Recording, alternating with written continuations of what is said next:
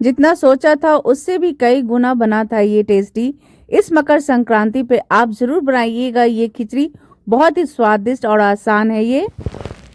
में बनाएंगे ये दही बैगन की बहुत ही मज़ेदार सी इंस्टेंट से बन जाने वाली रेसिपी। आप सोच नहीं सकते इतना कंफर्ट फूड और भी कुछ हो सकता है क्या। तो चलिए बनाते हैं खिचड़ी। तो खिचड़ी के लिए यहाँ पे मैंने 4 तरह के दाल लिए हुए हैं। साबुत उड़द की दाल, साबुत मसर की दाल, चने की दाल और अरहर की दाल को मैंने सेम क्वांटिटी में लिया है। आप अपने पसंद की दाल को ऐड कर सकते हैं या कम ज़्यादा भी कर सकते हैं। सबको एक साथ मिला के वॉश कर लेंगे। वॉश करने के बाद दाल में मैं डाल रही हूँ यहाँ पे अदरक, बड़ी इलायची, एक दालचीनी और थोड़े से लौंग। इन सब को एक साथ डाल के हल्दी नमक डाल के 3-4 सीटी आने तक कुक कर लेंगे। दाल को हम पहले गला लेंगे। उसके बाद यहाँ पे मैंने लिया है मटर, गाजर और आलू। आलू और गाजर को मैंने मटर के सेम साइज में ही कट करके रखा हुआ है, बिल्कुल एक जैसे छोटे छोटे। उसके बाद इन सबको एक बाउल में डालकर इन्हें भी 2 सीटी जितना लगाकर स्टीम कर लेंगे इसे अच्छी तरह से। तो यहाँ बाउल पे डालकर कुकर में डाल दिया है 2 सीटी लगा के स्टीम करने के लिए। तो जब तक ये स्टीम होता है इतनी देर में हम क्या करेंगे, जो बैगन है उसे हम इस तरह से काट लेंगे। मैंने राउंड लिया है, आप चाहें तो लंबा वाला भी ले सकते हैं। और इसे थोड़ा पतला नहीं काटना है, थिक साइज में ही कट करके इस तरह से आप तैयार कर लीजिए। इसके बाद हम इसके ऊपर डाल देंगे मस्टर्ड ऑयल।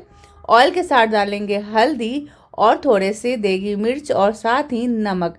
इन सब को क्या करेंगे, इसमें हम अच्छे तरह से मैरिनेट करके इसे 1-2 मिनट के लिए रखेंगे। तो बैगन को ऊपर इस तरह से डालने के बाद एक दूसरे स्लाइस को लेकर आप एक दूसरे से रब करेंगे तो आगे पीछे दोनों साइड में ये अच्छे तरह से कोट हो जाएगा। दोनों साइड में आपको इसी तरह से देखिए रब करके इसे सभी पीसेस को तैयार कर लेना है। उसके बाद एक पैन में मस्टर्ड ऑयल डालकर हम इसे फ्राई करेंगे। तो मैं मस्टर्ड ऑयल में बना रही हूँ, अगर आप कोई और ऑयल, कुकिंग ऑयल पसंद करते हैं तो उसमें भी बना सकते हैं। तो आपको फ्राई तब तक करना है जब तक ये अच्छे से कुक ना हो जाए, अच्छी तरह से पक ना जाए। उसके बाद जैसे ये हो जाएगा सभी स्लाइसेस को, अब हम इस पैन में से निकाल लेंगे। तो यहाँ पे देखिए सारे बैगन अच्छे से पक भी गए हैं और फ्राई भी हो गए हैं। सेम पैन में 1 टेबल स्पून जितना फिर से ऑयल डाल देंगे। यहाँ पे लेंगे पंचफोरन 1 चम्मच जितना लिया हुआ है।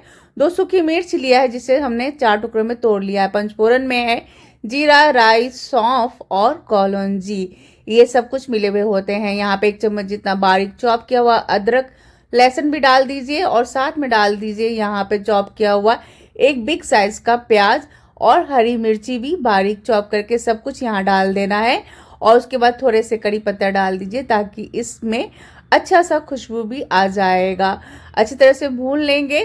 फिर यहाँ पे थोड़ा सा मैं हींग भी ऐड कर रही हूँ, अगर आप हींग पसंद करते हैं तो ज़रूर डालिएगा। बैगन में हींग भी बहुत अच्छा स्वाद लेकर आता है। इन सब को लाल होने तक भून लेंगे। लास्ट में 1 टीस्पून जितना ये देगी मिर्च डाल देंगे, इससे तड़के में बहुत अच्छा सा कलर आता है। तो अच्छे से सब फ्राई हो गया था तो मैंने इसे एक बाउल में निकाल लिया है। यहाँ पे जार में मैंने 1 कटोरी जितना दही लिया हुआ है, इसे अच्छे से मैंने चर्न कर लिया है और उसके बाद इसमें नमक मैंने डाल दिया है। तो ये एकदम स्मूथ सा देखिए इस तरह से दही का आपको बैटर बना लेना है। उसके बाद इसी पैन में मैंने दही को आधा डाल दिया है, उसके ऊपर से ये सारे बैगन को लेयर कर दिया है।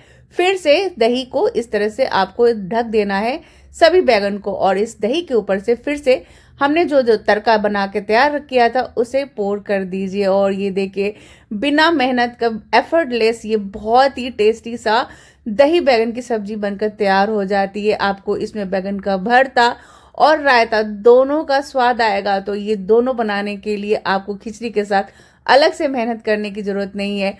वो लोग जो बाहर रहते हैं उन्हें बैगन पकाने की भी मेहनत करने की ज़रूरत नहीं पड़ेगी क्योंकि उनके पास बहुत कम टाइम होता है। कम टाइम में इतना एफर्टलेस खाना तो कुछ और हो ही नहीं सकता और खाने में इतना ऑसम लगता है। आप इसे सिंपल राइस रोटी के साथ भी इंजॉय कर सकते हैं। बहुत ही टेस्टी और बहुत ही स्वादिष्ट बनता है। तो चलिए बैगन और दही हमारा ये बनके तैयार है। तो अब बना लेते हैं खिचड़ी। तो यहाँ पे मैंने पॉट में ऑयल गरम कर लिया है। ऑयल गरम होने के बाद 2 तेजपत्ता, 2 सूखी मिर्च डाल दिया है, 1 चम्मच जितना जीरा डाल दिया है, 1 चम्मच जितना हींग डाल दिया है, इसके 1 चम्मच जितना बारीक चॉप किया हुआ अदरक और हरी मिर्ची भी डाल दिया है, साथ में कुछ कड़ी पत्ता भी डाल दिए हैं। इन सबको अच्छे से भून लेना है। 2 बिग साइज का ये बारीक चॉप किया हुआ प्याज है, इसे भी मैंने अच्छी तरह से भून लिया था। उसके बाद 1 बिग साइज का जो टमाटर है उसे बारीक बारीक कट करके यहाँ मैंने डाल दिया है। टमाटर को भूनने के बाद बेसिक मसाले हल्दी, नमक और धनिया 1-1 चम्मच जितना यहाँ पे मैंने ऐड कर दिया है। अब इन सबको भी अच्छे से भून लिया था।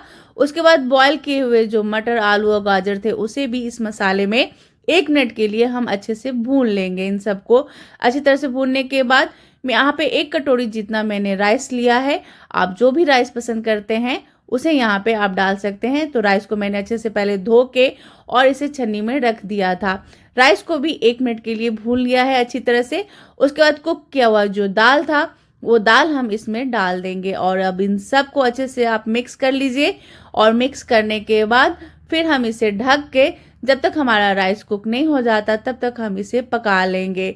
और जब तक हमारा ये राइस कुक होता है इतनी देर में क्या करेंगे, 2 चम्मच जितना देसी घी को गर्म करने के 1 चम्मच जितना देगी मिर्च डाल दीजिए और उसे हम साइड में रख देते हैं अभी। और ये देखिए चावल अच्छे से कुक हो गया है, चावल भी खरा खरा है और जो दाल है, जो मटर है, ये सब कुछ अच्छे से पका हुआ है लेकिन घुला मिला हुआ नहीं है। सब कुछ विजुअल है, सब कुछ दिख रहा है। तो मुझे इसी तरह से खरे खरे दाल, चावल और जो भी सब्जियां डालते हैं वो मुझे अच्छी लगती है दिखने में, इसलिए मैं इस तरह से पैन में, पॉट में बनाती हूँ, कुकर में नहीं बनाती हूँ। आप चाहें तो आप कुकर में भी बना सकते हैं अगर आप उस तरह से पसंद करते हैं तो। उसके बाद जो ये घी था वो मैंने इसके ऊपर पोर कर दिया है और इसकी खुशबू मुझसे कह रही है कि अब वेट मत करो, जल्दी से इसे सर्व करो और मुझे गर्मा गर्म इस खिचड़ी को डालिए, साथ में इस दही बैगन के साथ इसे सर्व कीजिए और चम्मच से नहीं हाथों से इसे मसल कर खाइए, तभी आपको इसका अच्छा स्वाद आएगा। तो मेरे चैनल पे अगर आप अभी अभी आए हैं तो चैनल को सब्सक्राइब कर लीजिए। मेरी रेसिपी को अच्छी लगी है तो लाइक दे दीजिए। कमेंट में मुझे बताइए कि आप मुझे किस जगह से देख रहे हैं और आप कौन सी रेसिपी देखना चाहते हैं।